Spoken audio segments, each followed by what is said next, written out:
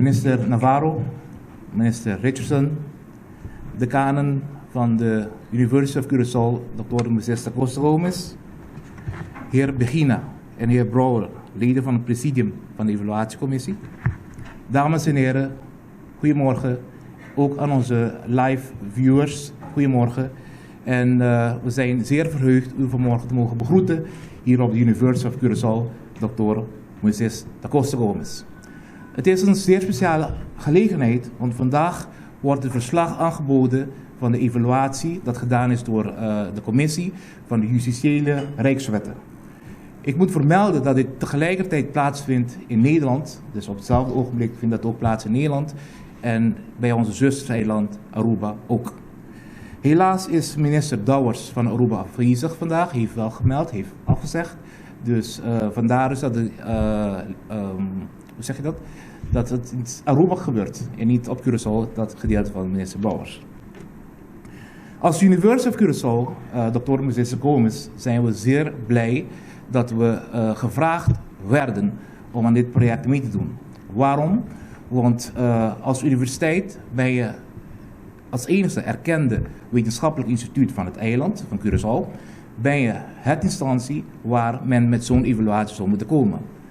Als universiteit hebben we de wetenschappers die garanderen een heel stringent en rigoureus onderzoeksaanpak. Daarnaast hebben we ook gepartnerd met onze partner, de Universiteit van Utrecht, om het totaal van het product tot een waardevol en beter product te maken. En waardoor de uitslag en het verslag ook een betrouwbaar en heel reëel beeld kan geven van het geheel. Dus wij hebben onze rol samen met onze partner, de Universiteit van Utrecht, gedaan. En we hebben het op zodanige wijze gedaan dat in ieder geval men wat heeft aan de evaluatierapport dat geproduceerd werd. Vandaar ook mijn speciale dank aan de decaan, mevrouw Annemarie Marchena, en ook aan onze partners van de Universiteit van Utrecht. Dat gezegd hebbende nodig ik dan meneer Begina als lid van het presidium om ook namens de commissie het verslag toe te lichten. Bedankt. Minister Richardson van Sint Maarten, good morning. Welcome again in Curaçao. Minister Navarro, ik heb minister Richardson eerst welkom gegeten, want hij is onze gast. Hij heeft de moeite genomen om te reizen naar Curaçao. Ik zal het in het papierments doen. Dat is een goede, voor minister Richardson is het weer een goed gebeuren dat hij het papiamentse taal weer van dichtbij hoort. En ook met passie. Want hij komt al jaren naar Curaçao en nog steeds is het zijn papiament toe. Geen papimento, want het is Arubaans. Zijn papimento is nog niet 100%. Dus het is een test nu. Dames en caballeros, bom dia. Mijn naam is Raymond Begina, junto com Harm Brouwer, me forma e presidio de comissão de evaluação, inteiro ai conosco tras de Lomba. Me parabéns que essa aqui é uma experiência única para nós. Mas não está fácil para evaluar 4 leis de consenso riba o terreno de justiça. Depois que estava tendo debate nacional muito grande tocante de lei de consenso. Pero toch, nós tomamos que riba nos encargo, nós fazemos mais melhor, na nos parecer que é possível, e toca o seguinte. E 4 leis de consenso, a lei de Corte Comum de Justiça, também a lei de OM, que é o Ministério Público, a lei de Polícia e a lei de Raad voor de Rechtshandhaving. E 4 leis estavam para a central e a maneira que nós ministério evaluar a lei estava ancrada também de uma decisão que os 4 ministros de Justiça tomam com o ministério evaluar. Para essa aqui, nós começar na visa, nós temos que ser hobby sério, nós temos que ser com dedicação, então uma forma neutral. Nós pedimos a universidade aqui para onde generar para estudo científico com a lei que agora exercer de prática. Que estava é problema e também que estava é oportunidade. Que men depois comissão não a começar a rapidamente ribe eleina nang mes nang schakel in meneer senhor de Renoi mensen que bebise ore nos rector magnificus ku nos schakel in universidade of Curaçao, University of Curaçao e também University of Curaçao busca seu partner com a Universidade de Utrecht e conjuntamente com outro experto mais nang onderzoek wetenschappelijk die taie. A base de lo qual nang hasi comissão a tomar nang rapport de consideração e nossa formular 20 recomendações para o governante nang por llegar a ver uma decisão. Me quero começar na visa que na nome da comissão nós quero expressar que nós estamos altamente surpresa quanto energia e quanto tempo o Instituto Judicial arranca para implementar a lei de justiça. Tem muito trabalho para fazer e nós estamos sumamente contentes de mirar quanto trabalho a fazer e executar. Casi a lei não casi a implementar full. Somente a lei de polícia, a Rijkswet-politie, esse nós podemos que não agora executar, maneira agora premirar, pero outra lei não, maneira Corte Comum de Justiça, Ministério Público e Raad voor de Rechtshandhaving, esse não sim, podemos que quase não agora implementar 100%. E ponto não de atenção que nós está pondo de nossa recomendação da finanças. Finanças é problema quase estrutural dentro da inteira cadeia judicial e também cooperação mútua entre o partner da cadeia judicial e também nós também nota toda hora e organização de boa condição. Ainda falta basta lei, dia mais metamos com a polícia para executar para a organização equipar para não forma parte a base de qualidade e profissionalidade de cadeia judicial. Parte importante também de nos pontos de atenção está que nós reparar que o papiamento idioma tem rol muito importante e também cultura. Cultura e idioma está mais importante mesmo dentro da cadeia judicial. Nós pedimos para respeitar a cultura de cada banda, se é a cultura europeia ou a cultura caribense, mas em todo caso, tenha conta que nós temos diferença de cultura. Mas o nós não temos conta que temos diferença de cultura, nós começar a fazer algo, então quer saber que custa totalidade eenheidsworst, por onde Santa Bisa. Nós pedimos também respeito para idioma e cultura e também nós também vamos por cooperar com outro máximo que possível. Me também riba assunto de finanças. Se nós reparamos o corpo policial, nós reparamos em sondeio que agora assim, nós reparamos que falta roupa de finanças ainda no corpo judicial. E também a Corte Comum de Justiça também tem problema estrutural com o assunto financeiro. Nós também com recomendação sério, a ordem e conferência de imprensa, nós vamos mais em detalhe de recomendação para resolver o problema que também de uma maneira estrutural, que vem de uma maneira ad hoc, e sabe que está muito largo. E está debilitar também a organização. Cooperação. Cooperação está sumamente essencial em qualquer organização, mas seguro em a cadeia judicial. Se você não cooperar com outro, e se você não cooperar, a cadeia não está funcionando maneira ela funcionar. Nós mira que riba o terreno policial, mas tem hobby cooperação. Riba terreno judicial, mas tem hobby cooperação. Tapos nós também com recomendação fijo para o qual toca polícia. Nós também tem desenvolvimento hobby positivo entre o corpo policial e jefe do corpo policial, não cooperando com outro de uma maneira hobby bom. Pero no mesmo momento nós também tem falta de uma cooperação duradoura. Seguro, lo que toca RST. Nós queremos que o hobby bom para RST o considerar como um partner estrutural, um partner permanente do corpo policial, pero sim, nós também recomendacionamos com o RST, mesmo por raportar via de jefe na local de polícia. Também tem ideia para vir com uma gemeenschappelijke voorziening politie. Esse é uma organização riba sumes, uma organização que tem vai riba e corpo policial.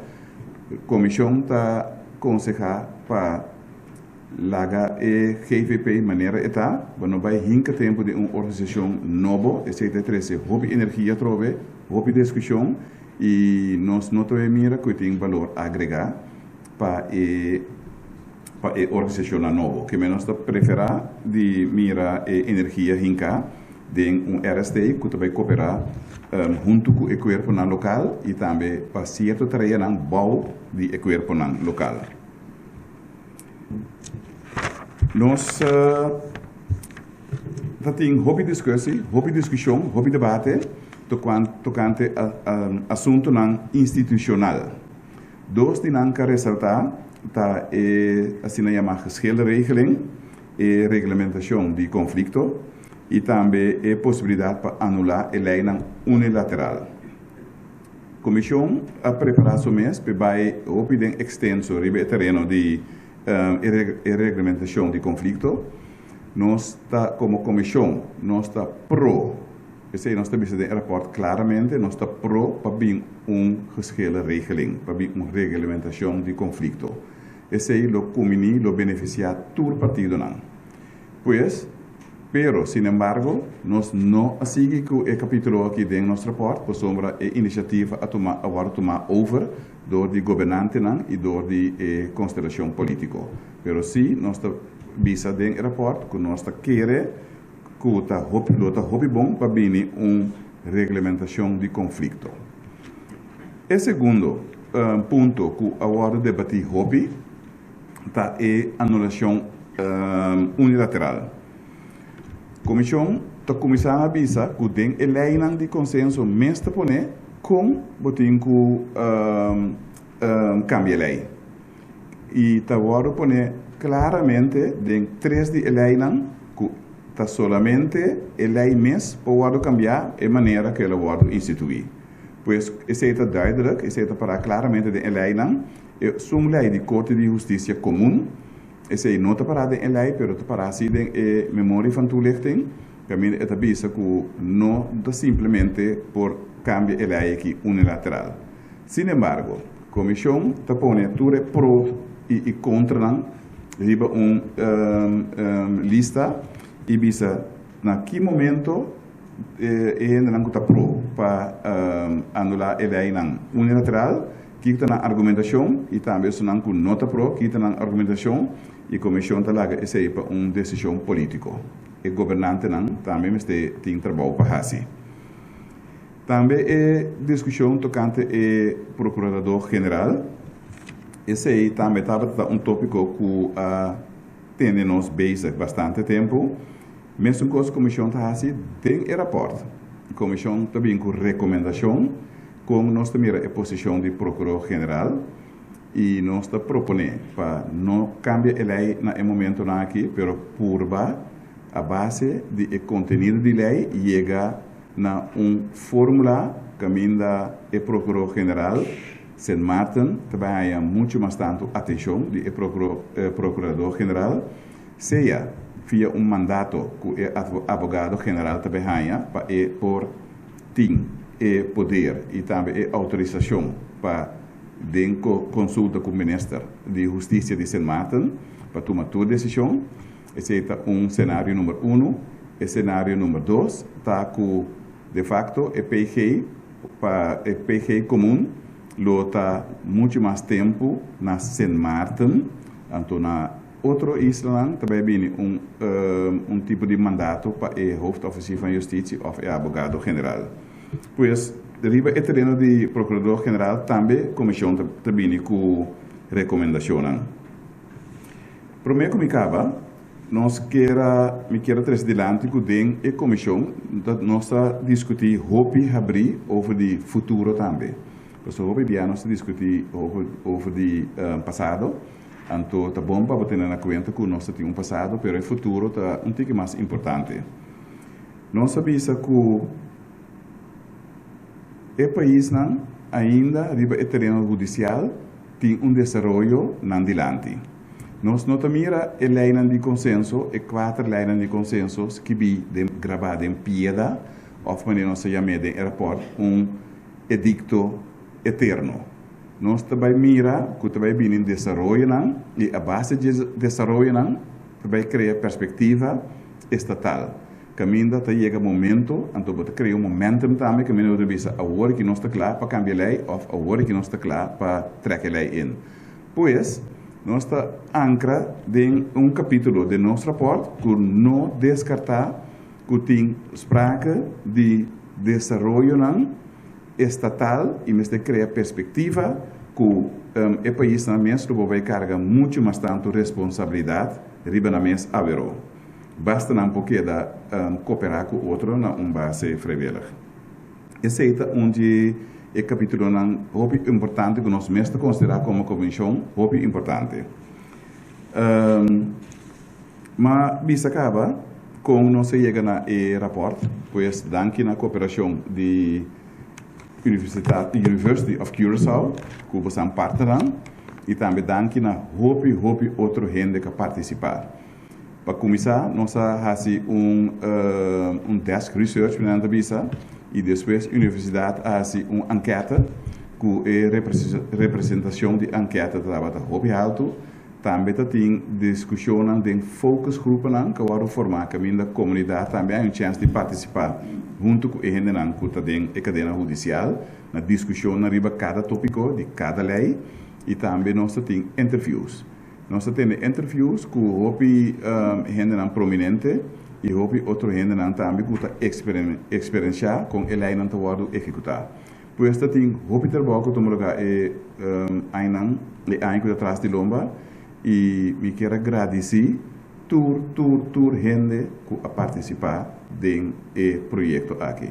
Masha dank. Mag ik nu uitnodigen meneer Bouwers om de rapporten aan de ministers aan te bieden. Minister Richardson, please come forward. Minister Navarro, please come forward.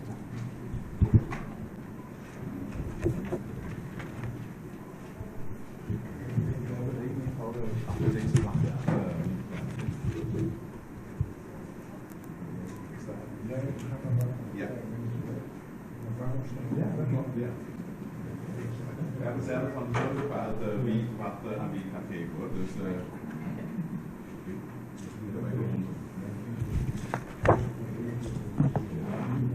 maar ik wil zeggen dat die namen erin.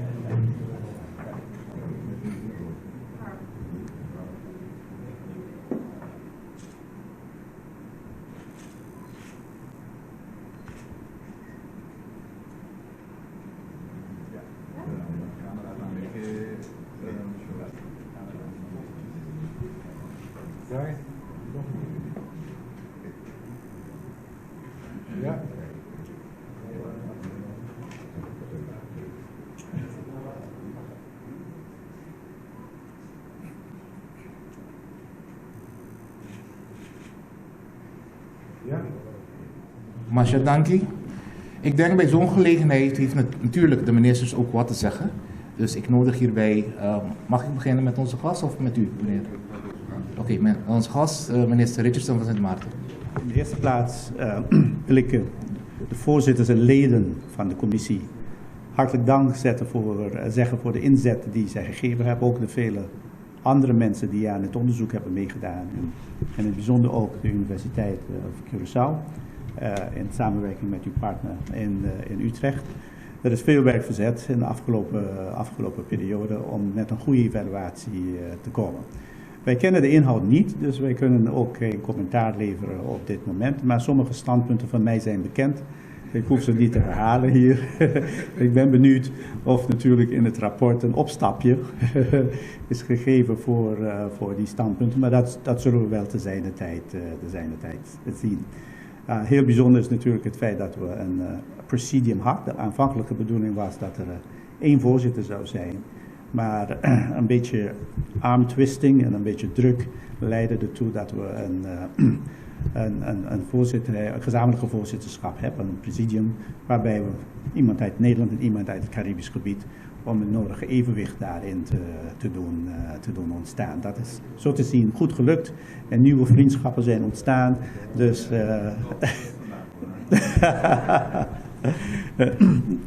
hartelijk dank nogmaals voor het vele werk.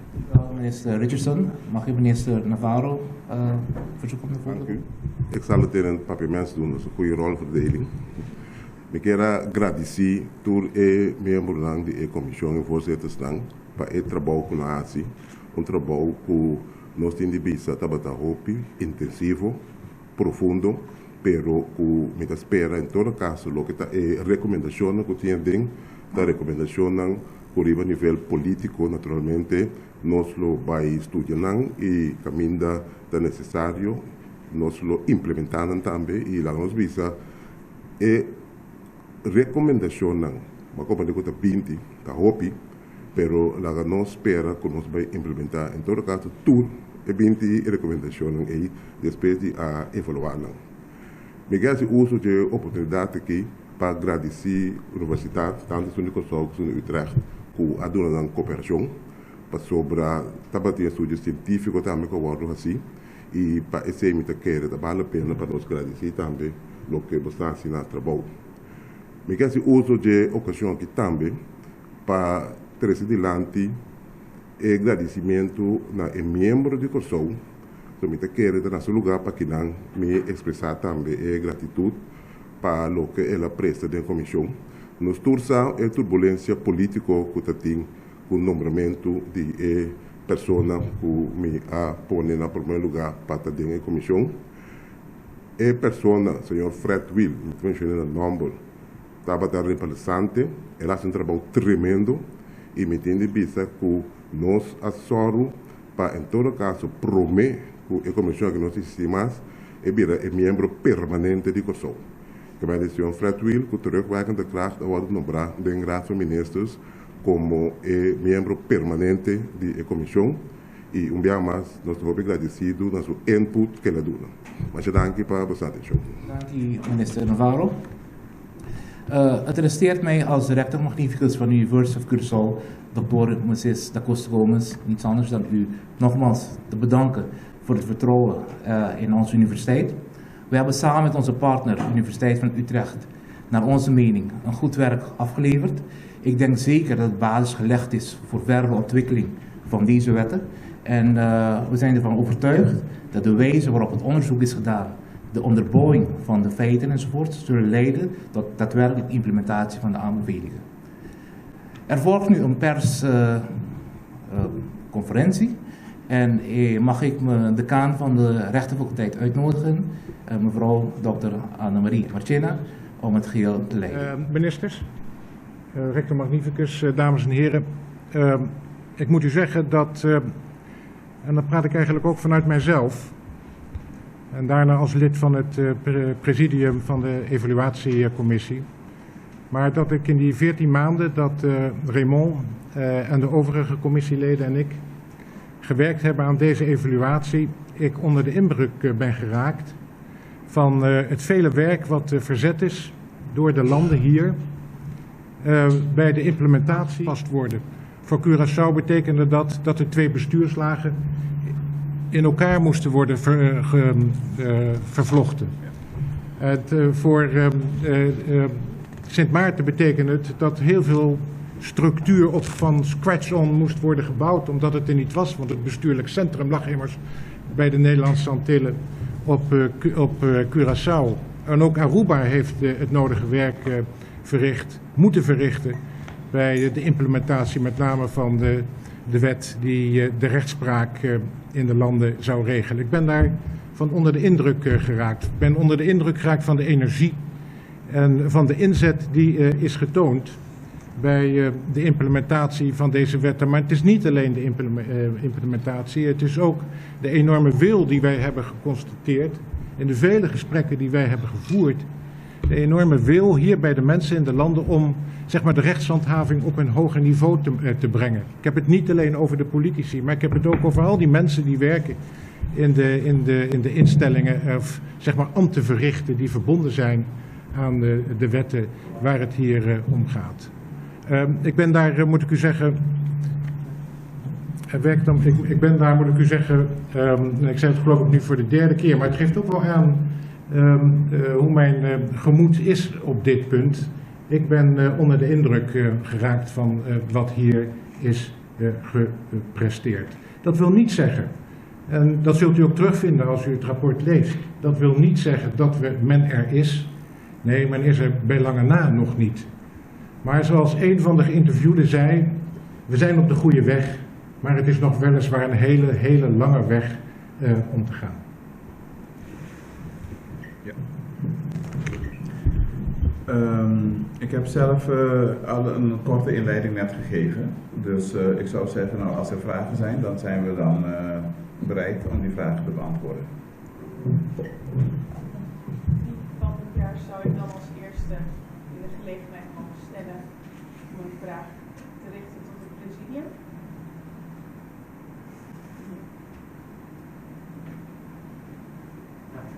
Er komt een microfoon naar u toe, zodat ook de mensen die het evenement nog via livestream wensen te volgen u beter verstaan. Dank u wel. Ja, goedemorgen. Mijn naam is Bernardine. Dus ongeveer goed dat de evaluatiecommissie niet tot de conclusie komt, dus dat de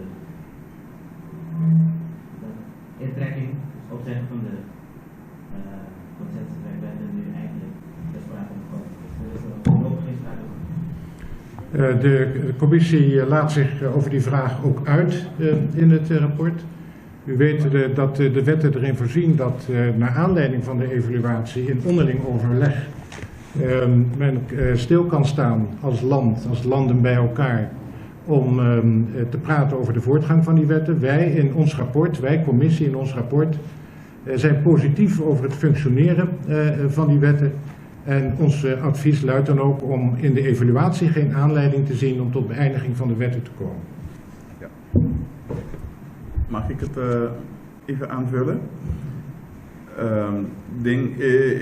De commission, nós sabemos que durante o último ano tem buitenproportionele aandacht para assunten institutioneel, dus met name intrekking, eenzijdige opzegrecht, e também posição de EPG. Nós sabemos que agora aqui nós estamos a lijnen riba na mes. Em vez de bij wat toekomsten eromheen, nós estamos a lijnen riba na mes com a lijnen a funcionar. Esse aí também estava encargo na comissão, que mendi nós não a bij wat toekomsten que tem rondom DJ institucional. Dus nós te queremos que seja uma tarefa de governante, pero sim, nós sabemos que recomendação quando vai chegar a uma decisão tocante de ponto estatal institucional. Pois nós queremos ter echt, então eu sei também nós pedimos universidade de Curaçao para queda riba e aspecto de Elena, mas Elena mesmo está. Não vai o rondom de muitos senhores nós também deve ter enfoque.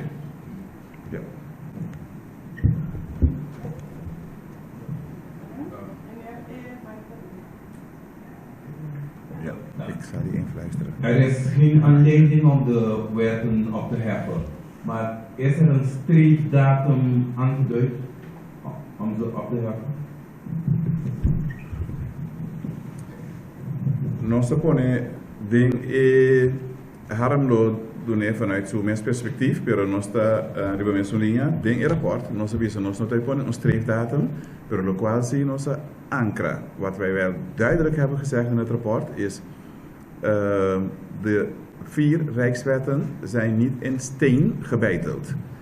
Die naarmate wij verder gaan met de ontwikkeling staatkundig in de landen, Sint Maarten en Curaçao, moeten we op een punt komen om te zeggen, nou nu zijn we rijp om bepaalde wetten in te trekken of op te heffen of te vervangen door eigen landswetten.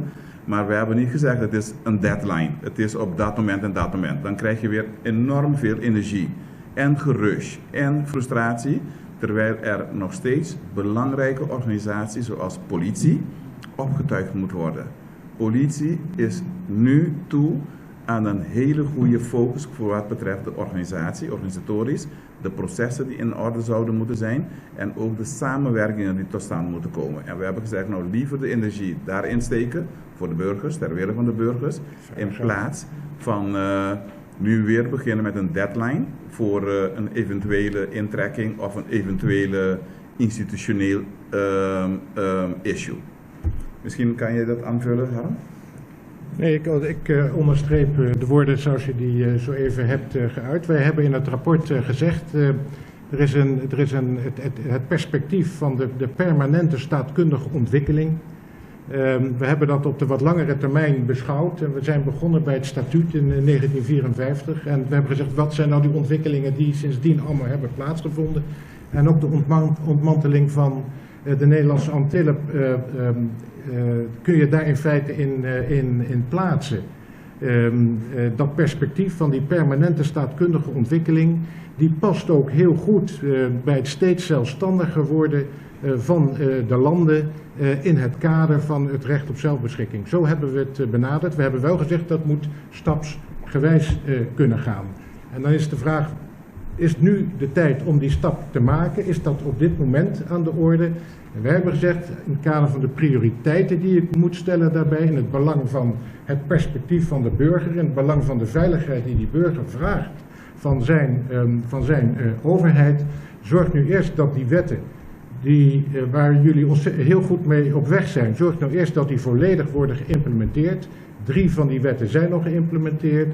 1 wet is men hard op weg dat te doen, maar die is nog niet geïmplementeerd als die van die politie. Zorg vervolgens dat de mogelijkheden die die wetten bieden, dat die ook optimaal benut worden ten behoeve van de veiligheid van de burger. En als je dat op rit hebt, dan kan het tijdstip er zijn dat je de discussie rond een herziening van een structuur, van een staatsstructuur, opnieuw aan de orde kunt stellen. Als die er is, vinden wij, dan moet het wel alles aan de orde gesteld kunnen worden. Ook die issues die spelen in het kader van de discussies die hier op Curaçao en in Sint Maarten worden gevoerd ten aanzien van het opzegrecht, ten aanzien van elk land zijn eigen procureur-generaal. Mag ik nog iets? Kan ik concluderen dat het helemaal van de handhaving van de wetten afhangt wanneer ze opgeheven worden? Kan ik dat concluderen? Può ripetere pregunta? Kan ik concluderen dat het helemaal van de handhaving van de wetten afhangt wanneer ze opgeheven worden? Nou, er zijn 2 dingen. We hebben gezegd, de wetten, met name die van politie, is nog niet helemaal geïmplementeerd. Probeer dat uit te nutten, dus gewoon volledig implementeren. En dan dan kan je meten of de wet wel of niet voldoet aan de verwachtingen.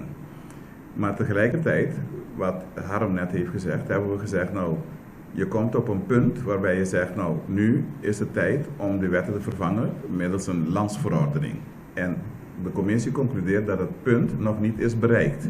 Maar desondanks zeggen wij, de ministers, dus het bestuur van die landen, zij moeten zelf kunnen bepalen wanneer zijn wij klaar.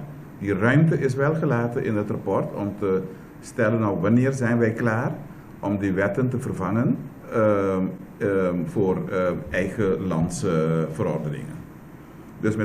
Dus om uw vraag concreet te beantwoorden, het is niet alleen maar afhankelijk van de handhaving, het is ook afhankelijk van de implementatie en ook afhankelijk van hoe ver zijn de landen om zelf zo'n wet aan te nemen in hun eigen staten. Ja.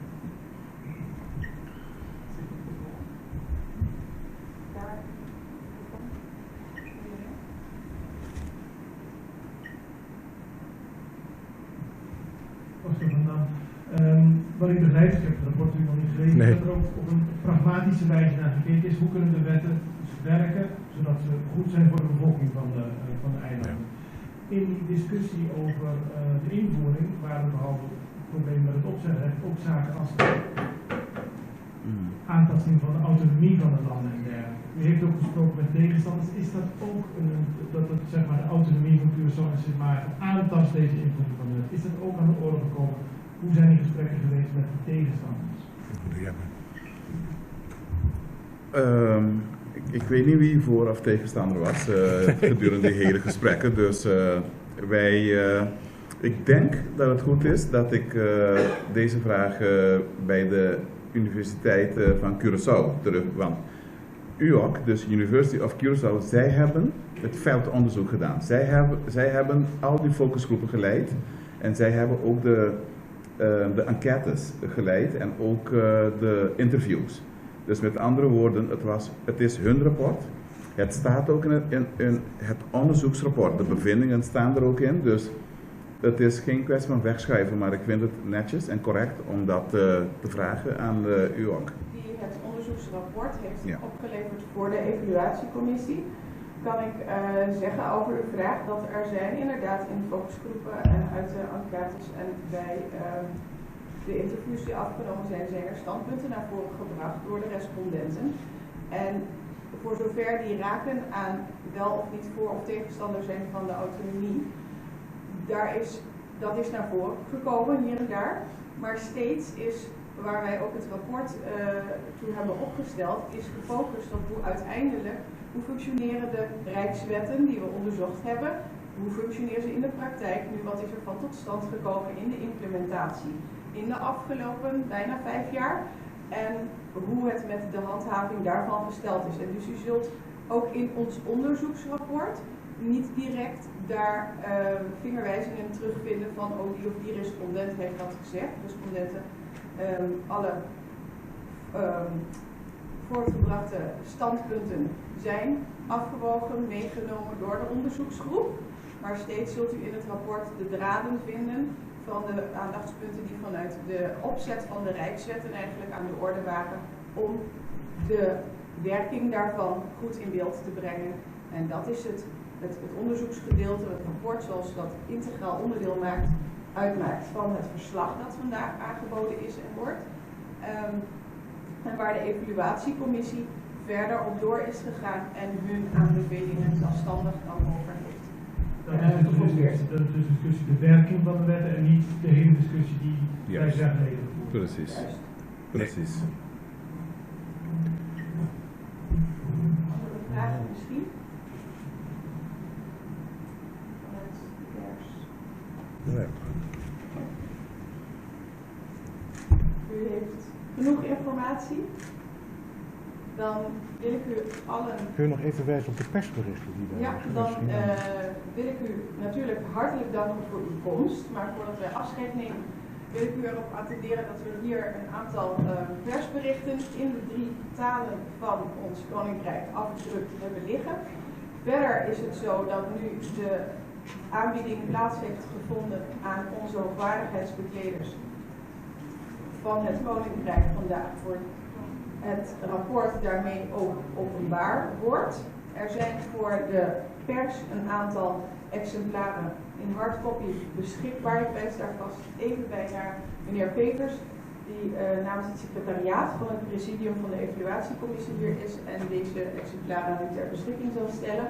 Wij als universiteit krijgen ook exemplaren, zullen bij ons in de bibliotheek daar beschikbaar zijn en we zullen zorgen om zo spoedig mogelijk, waarschijnlijk in de loop van volgende week, ook het rapport digitaal aan te bieden, zodat u het ook via ons instituut kunt vinden. Ik wil u hierbij nogmaals hartelijk danken voor uw komst, hartelijk danken voor uw vragen. Heren ministers ook, in het bijzonder ook meneer Richardson die voor ons ingevlogen is vandaag voor deze gelegenheid, meneer Navarro. Dames en heren, hartelijk dank, masje dankie en een fijne dag. Ik wil alle leden van de commissie nogmaals bedanken, in het bijzonder Harm Brouwer. Ik zal het nu in het papierment zeggen, zodat u dat niet kan volgen. die je me toch een harm promevia. Dacht ik bij mezelf, nou wat een saaie vent zeg.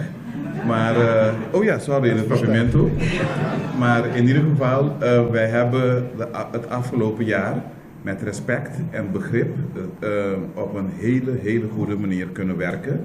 En ik vind dat dat ook een modelletje kan zijn hoe we verder kunnen gaan binnen het Koninkrijk met elkaar. Harm, masje dankie, waar turbo trabalhando.